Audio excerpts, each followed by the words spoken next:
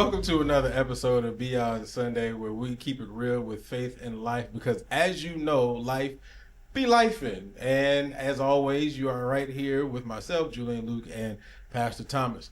And today we are talking about something really interesting, and I keep saying it, and I've said it at least once or twice. But we are talking about the comparison trap. Now, honestly, I didn't even know what that was at first, and then I had to go and research it. And when I researched it, I was like, "Oh, this may hit home." And so, it's just kind of like, that thing that kind of hits you, like when you're scrolling through social media, and all of a sudden you're looking at somebody, and you like, "Well, me and then it can actually work in the reverse, right? So, like, even when you were looking at somebody else and looking at them and saying, well, they ain't got that, but I do, And so we're going to be talking about that today. So let's go ahead and get into it. What's the last thing you saw on social media that made you feel a little salty or like you weren't doing enough? Probably for me, it's, usually something around working out or, some type of exercise regimen or something. Like I'll see something and I'm like, oh, wow. And this person is usually within my age range or something. And I'll see something and I go, okay, like I got work to do. Yeah. Right. So I'll see some of that. But I've gotten to a point where I think I've tried to kind of kill the whole comparison thing because it's a never ending thing. And it tends to just do nothing but erode your self-esteem, and it will have you where you're ignoring your own accomplishments and achievements. Like you'll diminish the things and invalidate the things that you do. As an educator, I don't even like to call myself a former educator because I still teach in a different way. But as an educator, I used to tell my students all the time that you shouldn't compare yourself to other people because you are you and your journey is your journey, right? But it's difficult because I fall in the trap, and I think I find myself subconsciously doing that. Very similar to what you do. Like, I'm in my early 40s. And there was a time in my life where I was around your size, like somewhere in that ballpark. And with extra kids came extra weight. And so I look at people who are in their 40s and maybe like one kid in or no kids. And I'll be like, no, I probably need to get up right now. I got to do better, or just even lifestyle and things that people have, even people that I know personally that are just far along, in my opinion, than where I am. And I do sometimes get in that. And I watch that, and that does happen in social media a lot. Why do you think that we compare so much even when we know better? I think it kind of becomes very natural, especially in American culture. American culture is very individualistic, so we're very focused on the individual. We always are, if you think about it, we're always talking about competition, competing. We're always talking about exceptionalism. We're always talking about excellence and being the best at everything. And so when we start talking about that, then we will naturally begin to compare ourselves to other people. You think about marketing, like the way things are marketed to us, it's marketed to us in such a way where in order to be something or somebody, you need this particular item, or you need to have this particular product, or you need to have this particular way of presenting yourself. And so it's just all around us, especially when you start talking about the digital culture and you start talking about social media. You start looking at Instagram reels and you start looking at people out there supposedly living their best lives. They're eating at fancy restaurants. They're standing next to expensive cars. They're standing in the lobby of expensive hotels. But do you ever stop to think that maybe they're just visiting the hotel? They're not actually a guest at the hotel, or maybe they're standing next to a fancy car. They've never ridden in it. But we begin to project our own worth in that situation, right? So we start taking our worth from how we're doing compared to somebody else. And the comparison is always thrusted in our face all the way around. For me, my challenge now is not comparing myself to somebody else. It's more comparing myself to myself. So it's more about, how I'm comparing myself in terms of my own accomplishments, achievements, and where I think I should be and what I can do. The problem with that is that nothing's ever enough, right? There's always something else. And it's interesting to me from generation to generation how this potentially comes up. For me, my mother taught me that in order to have half as much as white people, that I would have to be twice as good. Yeah, work twice as hard. Yeah, I got to work twice as hard to get half as much. And so, like, that was ingrained in me. So I was always working hard, right? I was always continuing pushing, because if I saw what they had, if I was going to get half of that, then I had to push harder, right? So I was always comparing, where am I compared to them? And then kind of later in life, I started to realize that none of that really mattered. Like, my accomplishments and my achievements, the things that I could do, were going to be based upon my God-given talents, ultimately what God had ordained and how God would lead me and whatever doors he wanted to open. So it wasn't really about what somebody else was doing. It really became about what he was doing, because the comparison trap will have you down on yourself. Your self-esteem will be absolutely destroyed. I mean, for example, when you start talking about, where you are in your life and looking at where somebody else is at the same age, I'm sure that's hard, right? You look at it and you go, oh man. And then you start living in a place of regret, of like, I regret these mistakes. I should have made these choices. I should have done it instead of doing that. Yeah. Exactly. And then after that, after the doom and gloom of all of that, then you still end up sitting there and not doing anything, right? Because you're just so down on yourself, you end up not doing anything anyway. So to me, what I've learned about this is it really is an identity issue. Right? It's our identity, and we start comparing our identity to somebody else. And the thing that I learned about the comparison trap is that comparison is never satisfied. It's never satisfied. There's always, when you start comparing yourself to other people, other things, there's always going to be something that's unsatisfactory. And even when you see other people succeed, you'll look at yourself as a failure based on their success. Like, it's crazy, right? Like, you'll look at what somebody else is doing and they're succeeding and it's great. You're happy for them, but then you look at yourself as a failure. Like, this is crazy, right? Yeah. One of the things that I was thinking about as you were talking was the fact that social media, right? Do you think that the comparison trap is a lot worse because of social media? Because, I mean, coming up, I remember there was a big thing about like the Ebony magazines, and, right?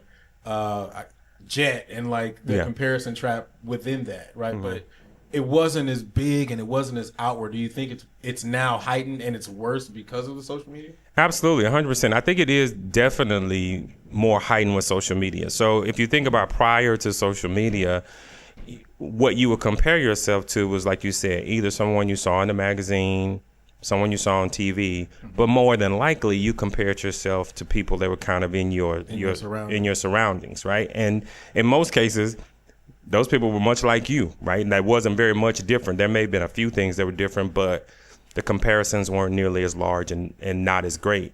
Social media just blows that out of water, because then you're now comparing yourself to somebody who lives in Georgia or somebody who lives in California or somebody who lives halfway around the world. You're comparing yourself to that person, which you would have never seen them. You would have never had any insight into their life or anything about their story. But now that you do, then you start comparing yourself. Yeah, so it's so many things that's just like going in my brain right now because of the fact that, I mean, I hear everything you're saying, but the difficulty, why does this do this? The difficulty. The difficulty in trying to manage that, right? So I look at it from this lens, right? Like, me and somebody else, and I use this as an example, me and somebody else went to the same school. We got the same degree, right? Mm-hmm. We're working equally as hard, but that person is more successful than what I am. And so it kind of takes me back to something that, I was watching Anthony Mackie talking about, in the fact that, he was saying that you don't work towards success. Success is based on opportunity. Mm-hmm. And so that becomes difficult when we start thinking about this comparison trap, because if me and you went to the same school, me and you are working just equally as hard, but you are more quote unquote successful than me, you are far further along than me, then it's almost difficult for me to not compare myself to you. So how do you like not look at that as a comparison? I think there's a really simple answer that I'm going to give that's probably going to sound off the wall. Mind your own business. Here's what I mean by that is that somebody else's success or failure has nothing to do with me. It has nothing to do with my own success or failure, right? So whatever my success is number one needs to be defined by me. I was thinking about what you said. You said when you and someone else graduate from the same school, basically launch out into the world, that person potentially is more successful than you. But by whose definition? Well, see, that's what I was going to ask you, right? Like, how do we measure success? I think you really and truly measure success according to your God-given identity, right? So your freedom to walk in Christ, your joy in walking in Him, your ability to be able to endure challenges and circumstances, whatever they may be, and knowing that your God has things in control. It doesn't mean that everything you want immaterially, everything you want physically, emotionally, it doesn't mean all those things are going to be great, right? Because this world is a broken world. We live in a broken world. The human experience sucks. Like, it just sucks. Facts. Right? So success is really in the eye of the beholder. So when I look at somebody else's success, I can be happy for them, but that's really none of my business. That has nothing to do with me. It has no bearing on me. See, I get what you're saying. I'm not saying that you're wrong, right? But I think that's so difficult because that is a learned behavior that we grow up with, right? And so I look at it like this, like, so I have some former students of mine, and you know, two of them actually, two young ladies that I call like my daughters. But one of them would call me all the time, and they would get frustrated because, you know, they graduated from Jackson State and they had their degree, but they just can't seem to find their footing. And they're like, well, I'm 25 years old and I'm supposed to be in this space. And I'm looking at the people who were my friends and they're here. And I used to tell them, like, you have to run your race. You have to tell your story. It's your story, right? And I can be so positive, but at a young age, like, young folks are taking this in a lot more than I feel like what we did at that age. Definitely. So how do they break that cycle at a young age? Like, it for them, it's difficult to look at it from the perspective that you just gave. Well, I mean, part of it is really having realistic expectations. We need to have like some genuinely realistic expectations for where we are at our particular point with the resources, tools, and everything that we have. You mentioned earlier about Anthony Mackie in terms of opportunities. You know, some people get different opportunities than we do, and it is not about whether we're less intelligent, less competent. It's really about what opportunity has been presented to them. So based on where I'm at and the opportunities that have been presented to me, I can make the most of that. Looking at what somebody else is doing and the opportunities that have been made available to them, and then being heartbroken over the fact that I don't have those, is not going to change my situation. It's only going to make me be stuck in mine. The other thing is that when we begin to understand that we're all flawed, right? You know, I like to use the term raggedy, right? So if we all raggedy, and I'm raggedy and you raggedy, why am I looking over at you trying to be a different kind of raggedy than the raggedy that I already am, rather than walk in my God-given identity in terms of who He has said I am, who He has called me to be, because at the end of the day, I only play to an audience of one. I don't play to an audience of anybody else. I only play to Him. Yeah, see, you saying all the greatest things in the world that are all backed by, like, truth, right? I think for me, like, the way that I'm processing it, if I'm raggedy, and I'm looking at you, not you specifically, but I'm just saying in general. If I'm raggedy and I'm looking at you, I don't see you as raggedy. Now, because you may be in a place or a space that I would like to be in. So that doesn't look raggedy from my vantage point. I understand that we all are raggedy. And I understand that, you know, maybe when you turn the camera off or when you're not showing yourself, there is some raggedy parts about you. Sure. Right? But if I'm visually looking at you and you are at Disneyland with your family, and I'm at the crib trying to figure out how to make $1 out of 15 cents. Right. To me, I'm looking at what he ain't that raggedy, and I'm struggling over here. Yeah, but we have to also understand that there's a cost to that.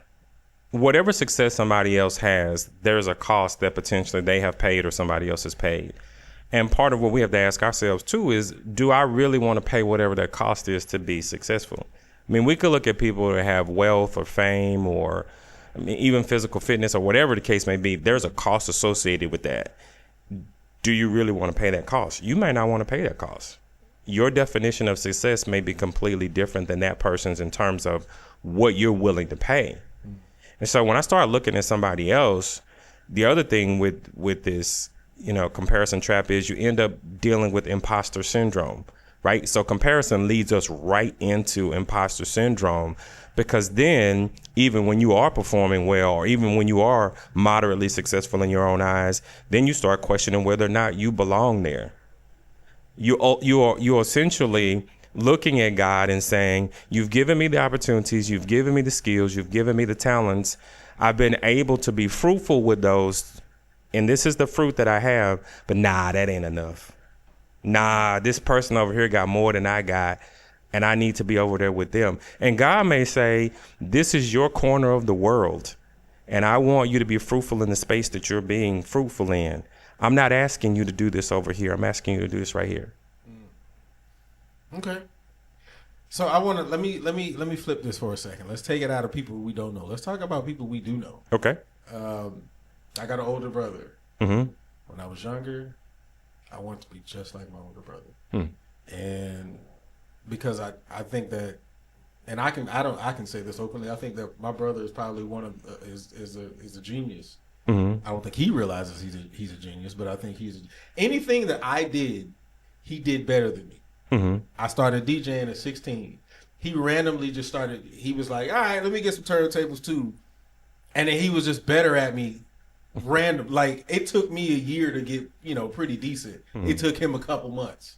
When it came to band, he was a saxophone player. Like, he was a dope saxophone player. For me, it was just like, that's Luke, brother. It's not like, oh, that's Julian, man. He's really good. So, but is it difficult to get rid of the comparison trap when you're dealing with somebody that's literally in the house with you, your brother, your sister, or something like that?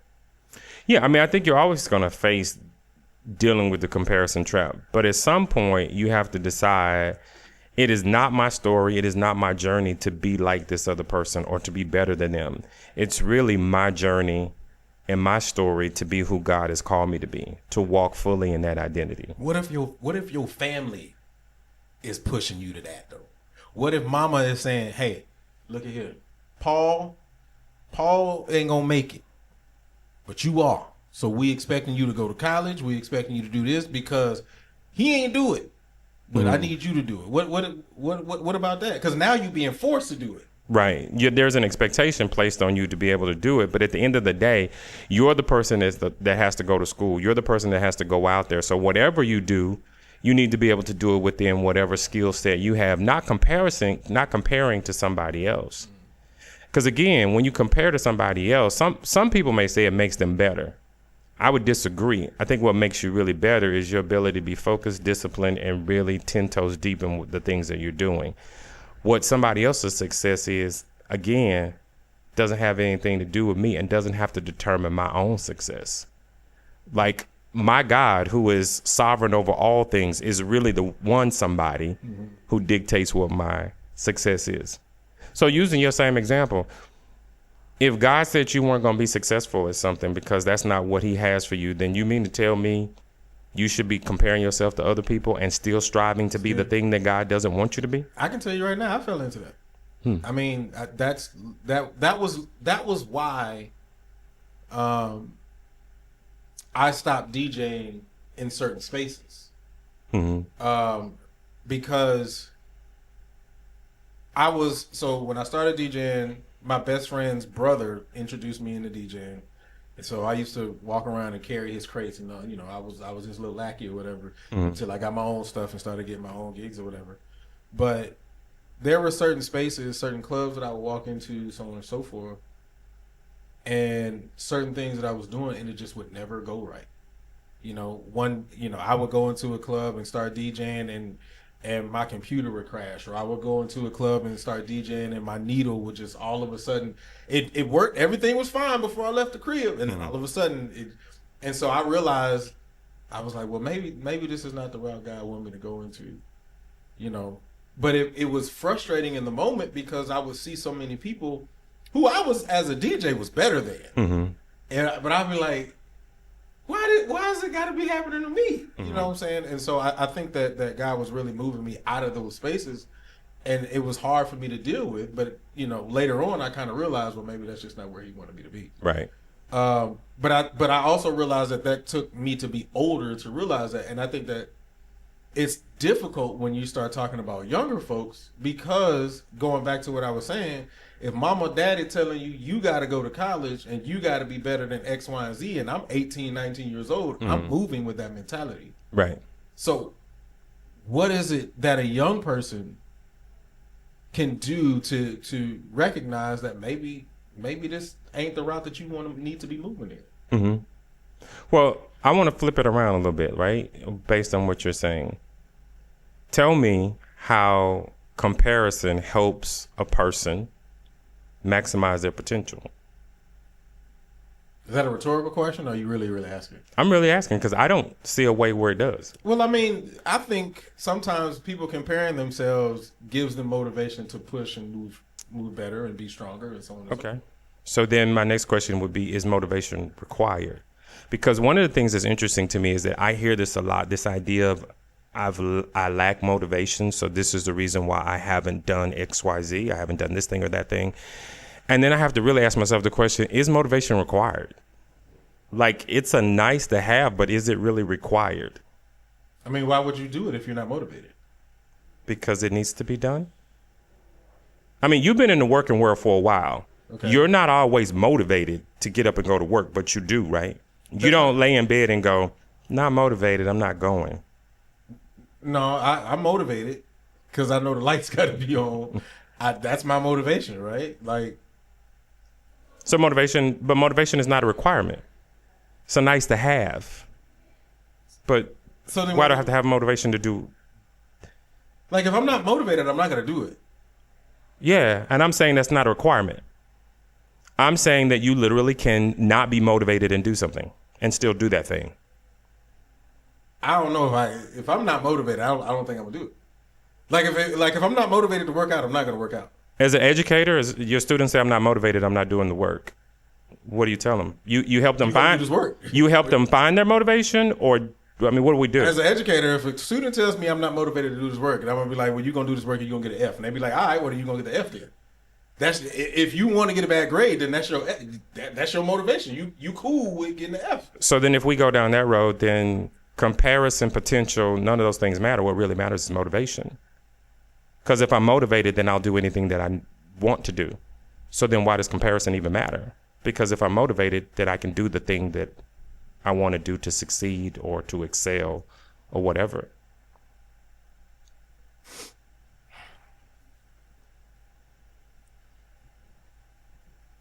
So I get what you're saying here. You're trying to mess with my brain. That's what you're trying to do. That's what you're trying to do. I see you. I told you last time, you good with words. I would say I get what you're saying. I get it, right? If you're motivated, then you don't need comparison. Ultimately what I'm saying is that if we operate within our potential, right? If we operate within our potential, then I need to maximize what my potential is, because then I'm going according to what I'm capable of doing and not capable of what somebody else is capable of doing. Right. So if I'm looking at somebody and that person can do 50 pull-ups, but my potential, my true potential with my body is that I can do 20 pull-ups, then being upset or trying to find the motivation to do 50 pull-ups is only going to lead to me feeling like a failure. I'm watching somebody else and I'm not operating in my own potential. My potential is over here. And as a matter of fact, my potential may be greater than the person that I'm comparing myself to, but because I'm looking at them, I am looking at their potential as the benchmark for where I need to be rather than looking at my own potential. But what if the benchmark of where I am really isn't good enough, right? And I Good guess, enough. You use the words good enough. yeah. But so here we go. If I use something and now you about to turn it on me, and I guess what I'm saying is, if somebody can do 50 and I can do 20, in that moment I can do 20. But if I'm motivated and I'm using that person as a measuring stick, then one day I can get to 50. So then we bring back the question of motivated. What is my motivation to attain the success of somebody else rather than my own success based on my potential? I want to get to 50. I want to do like he did. That's my motivation. Well, why do I need to do like that person did? Will I be good enough then if I do 50? Oh my God. You know what's bad? You sound like me when I was teaching students, because so it's so funny that you're saying this, because those are things that I would absolutely say to kids, because I would tell them, they would come to me and be like, Mr. Luke, I just can't get it. I just can't get it. And I used to be like, listen, I need for you to go at your pace. You're not like, they would hear me play and they'd be like, Mr. Luke, I can't do it the way you. And I'm like, but you're not going to be me. So Julian, what's the answer? Am I good enough if I can do 50?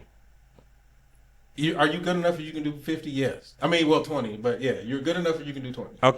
No, you said 50. You said if I look at the guy who's doing 50, if I'm doing 20, then I'm not good enough. Okay. So 50 is good enough. So what I'm saying is, what you're saying is, if I can hit them 20, I'm good enough. I'm good. I'm I didn't say that. I said, you said, I didn't say. 50, you said if I get to 50, then I'll be good enough. It's not good enough, because you're going to keep because there's always going to be, and this is what I was telling my students, there's always going to be somebody better than you. So then comparison is never satisfied? Yeah, it's not. So if comparison is never satisfied, then I can never be satisfied. Therefore, I will always feel like I'm not good enough. Right. No, I agree. That's why I said you sound like me when I was talking to my students. Therefore, I'm not good enough. So then if I'm focused, if motivation becomes my focus, I need to be motivated. What am I motivating myself to do? Because I'm going to do nothing if I'm not motivated. Am I motivating myself to get to 50? Am I motivating myself to get within my potential, operate within my potential? Because if I understand what you're saying, if I'm not good enough, and if I'm comparing myself and I lack motivation, then I'm probably doing nothing. But if I'm motivated to just be the best version of myself, what's wrong with that? Is there something wrong with that? I'm just asking. There's nothing wrong with that. Not in comparison to somebody else. If I look at myself and I say, Luke, I can be better. Not in comparison to somebody else, just okay. I can be better. That's okay.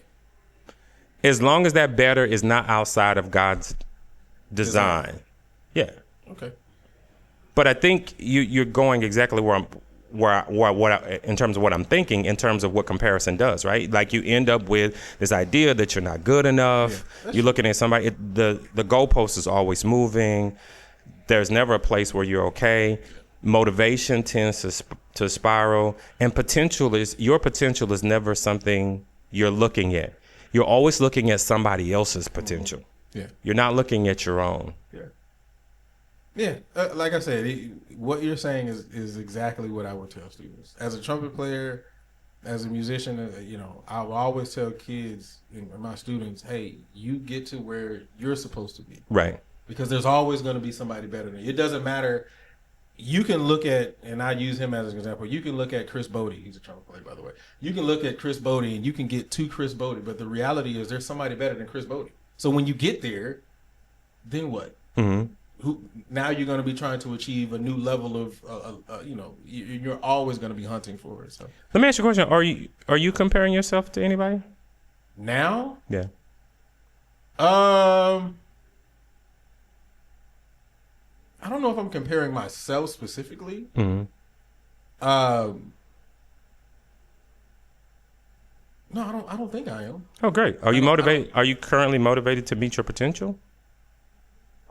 Yes, but here we go. We're about to diagnose me. All right. Do I need to get on the couch and just kind of sit back? No, you good. No, I don't know if I'm comparing myself to anybody, because I don't think that I do. I don't watch people and be like, man, I got to get like that. Right. Even when I'm looking at my other podcasts or looking at what I do around here, I don't think I'm comparing myself to any person. Mm-hmm. I know I operate off of the potential of what I know it could be.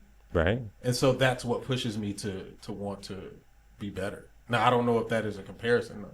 Are you motivated to reach your potential? Yeah, I would say so. Good. I don't know if you're going to come with something else after that. No. So if you're motivated to reach your potential, are you reaching your potential? Are you striving for your potential? Are you disciplined to? I'm striving for it. Have I reached it? You know what? I'm going to answer that question. No, I haven't. And the only reason why I'm going to say no is because I have accepted the fact that I am a multi-talented, multifaceted person. Okay. And so everybody that I know that knows me personally has always said, Luke, you have the potential Mm-hmm. to do a lot of things Mm-hmm. really well. Mm-hmm. But you specifically need to stop sleeping on it and just do it. In my brain, I don't think I'm sleeping on it. But to them, I am. See, I don't like that. So are you sleeping on it? I don't think that I am. But the people who know me think that I am. So I don't know. You know me. Do you think that I am? Sleeping on your potential? Mm-hmm. Yeah. Okay. How Yeah. so? I think Let's really get into this. I think that you know where your potential is. I think you get in your own way. So you sound like everybody else that I've ever talked to. And I don't understand what that means. So I don't even know if this episode is about everybody else or is it going to be about me, but what does that mean? I get in my own way because I don't feel like I stop myself. We tend to myself out of stuff. I think a few ways, right? We get in our own way. Sometimes by not having the discipline, by not having a strategy, by not having a plan to move towards specific targets. We're just kind of maybe saying, nah, I mean, I think I know where my potential is, and yeah, I'm moving towards it, but there's nothing definitive. There's nothing that you can point to say, I'm doing these things in this specific area in order to move myself towards my potential. Got you. Okay.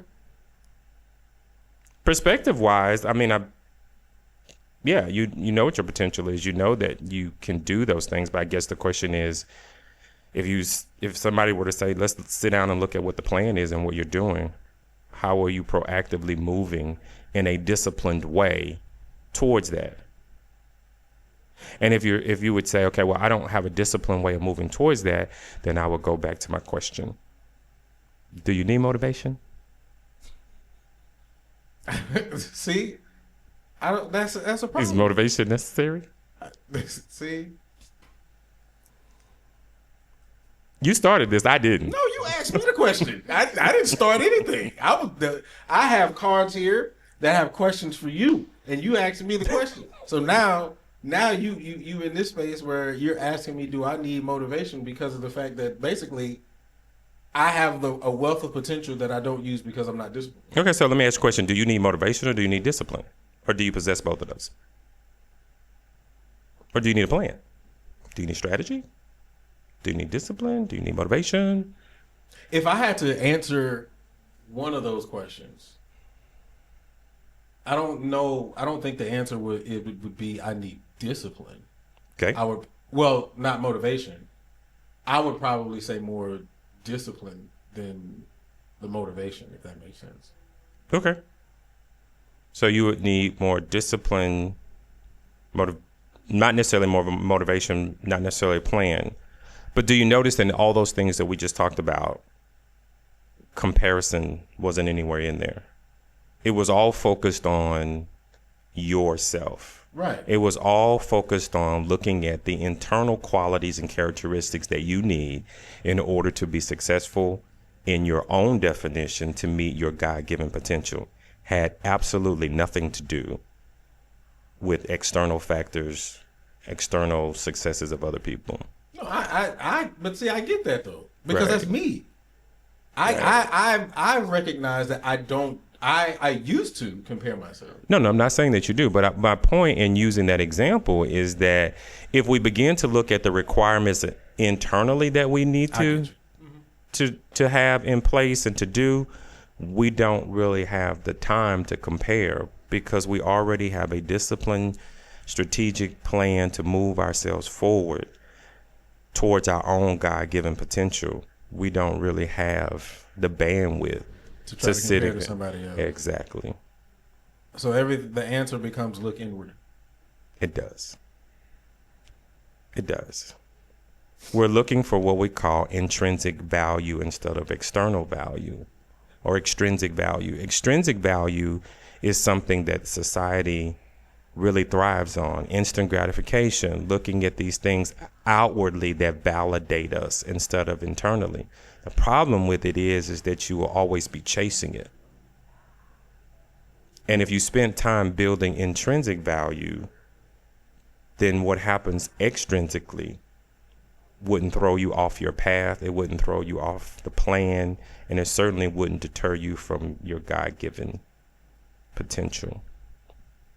And this works for this thought process works for people who are dealing with the comparative trap on both sides, right? Mm-hmm. So if I'm somebody who is quote unquote labeled as successful, and I'm looking at those who are quote unquote less successful, I still need to look within myself instead of looking at them and comparing them, because most people who are in those spaces will be like, well, I'm glad I ain't them, you know. So you remember earlier when we were talking, one of the things I said is I don't really compare myself to other people. I compare myself to myself because I had to shift from looking at somebody else's success or potential to begin to look at my own. What is my potential? What I began to find is that the limits that I thought I had weren't really my limits at all. So now I have the opportunity to test those limits. And what God has been able to show me is that you can do more and go further than you thought by paying attention to me and what I'm doing in you and what I've gifted you with versus what somebody else may be doing. Like, I'm not trying to be somebody else in terms of, Philip Michael Anthony, or like, I'm not trying to be him, or I'm not trying, like, God bless that ministry, other ministries, what God may do. Some pastors may pastor 10, 12,000, 30,000. I want to be faithful over what God has given me to be responsible for, while at the same time, I would rather have whatever God gives me in terms of leadership capacity and to see people flourish in what God does in them through this ministry. And if that's 5 people and they go out and turn the world upside down, I don't care if I ever pastor 20,000 or 30,000. Like, that's not, what is the potential within what God has given me?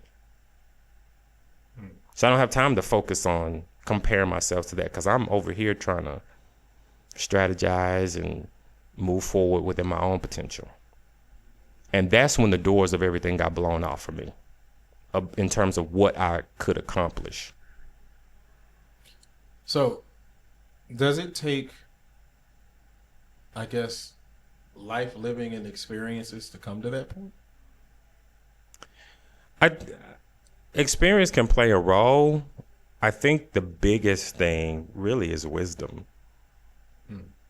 Because that's not necessarily in the book. That's not in a book. That's not always by the experience. I can go through certain experiences and learn nothing from them. But it's really how God gives and grants wisdom to be able to see things through his lens of perspective, focused on the things that he would have me to be focused on. It's just really about wisdom. And so, and because I'm not gonna lie, you said some things before or today that I've said to other people, but I haven't internalized myself, right? Sometimes. But you know, you learned me something today. But at the same time, I'm thinking about younger folks too.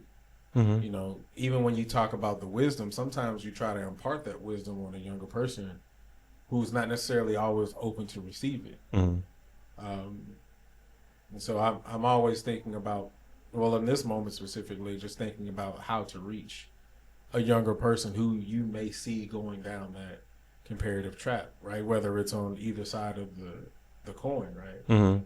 And you know, even imparting what you just gave, you know, sometimes they don't even want to hear that. Mm-hmm. And so, I guess how do you put it in a way that makes it attainable for them to want to be able to take that and live that and really experience that process?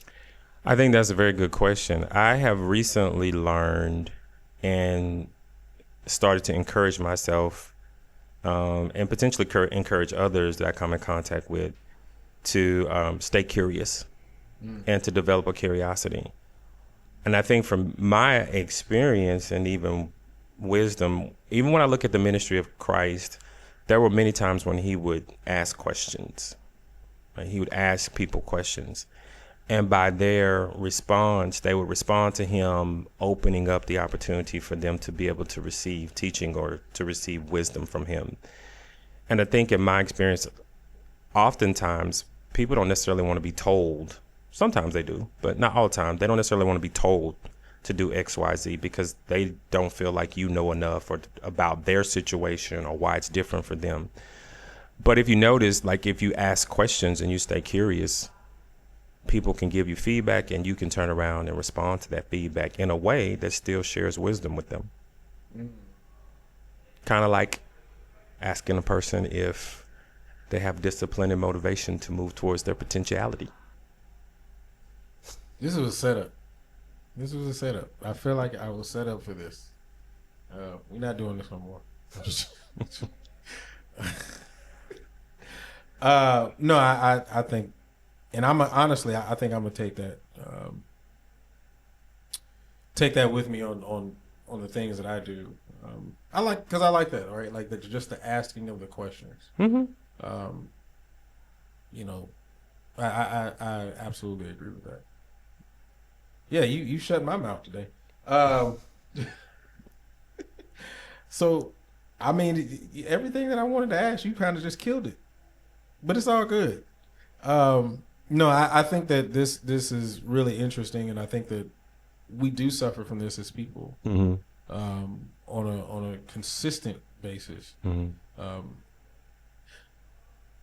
Quick question: do you think the church as a whole is in a comparative trap? Oh, 100%. Yeah. In what ways?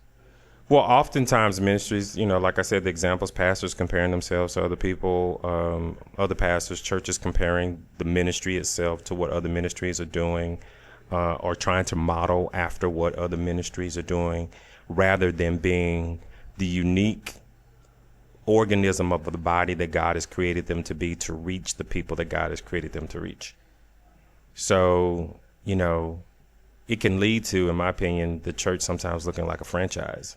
Just, you go to this one and they do and sing this one, and you go to this one and they do and sing the same thing. You go to this one, they do and sing, right? That there's not necessarily a complete uniqueness to it all, because we are comparing. How are we doing and how are we measuring up, not to what God says we should be doing, but to what other churches are doing? So it seems to me like, and this is just my thought, just based on what you said. Like, it seems to me like a lot of churches obviously have gone to the live stream model, all the advancements in technology between hazers and lights and so on and so forth. So, do you feel like since everybody is going that way, we should just strip it all away and be quote unquote unique in the fact that we're not moving in that? And I'm not talking about this church specifically. I'm just saying in general. No, I would say we can all have a toolbox full of tools to use, but how we choose to use those tools, the methods that we choose to use those tools can look very different. It doesn't have to be the same across the board. It can be unique to that particular church. Here's what I think of while we're talking about this subject, both on a personal level and as well as on a ministry level, is that if we are comparing ourselves to other people or other ministries, and we're aiming for what somebody else is doing as being the benchmark and the target, it would seem to me that we potentially will miss God's mark the majority of the time. Because God's mark may be over here, and we're aiming over here towards a benchmark or a mark that has nothing to do with what God is wanting us to aim for. It becomes an absolute complete distraction. So then the church as a ministry becomes ineffective because it's aiming for a mark that God is not even instructing or leading it to aim for.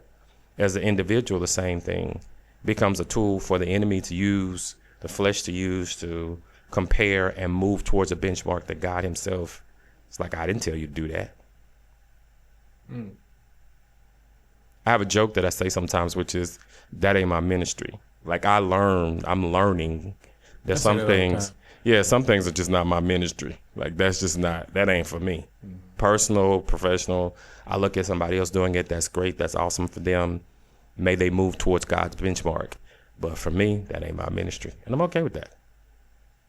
I'm okay with that. Man. Yeah, you've silenced me today. This is you got my brain moving in different ways.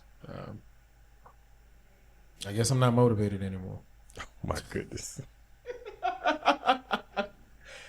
I think everything that you said is very interesting, and I don't know. I guess it's going to cause me to go back and look and reevaluate some things.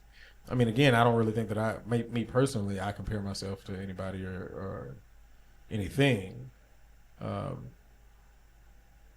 but definitely you can consume yourself based on how much social media you take in too. Yeah.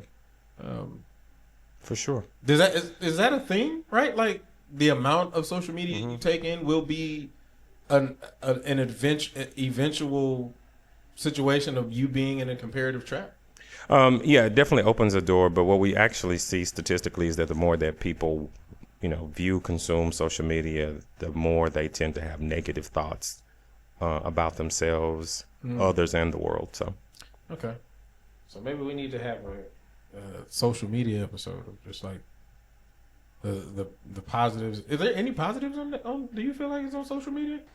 I mean, positives can give you a sense of what's happening in the larger community, the world around you. But beyond kind of knowing and understanding that, depending on your reason for consuming it and what it does to you when you consume it and what type you're consuming, it could be problematic for sure.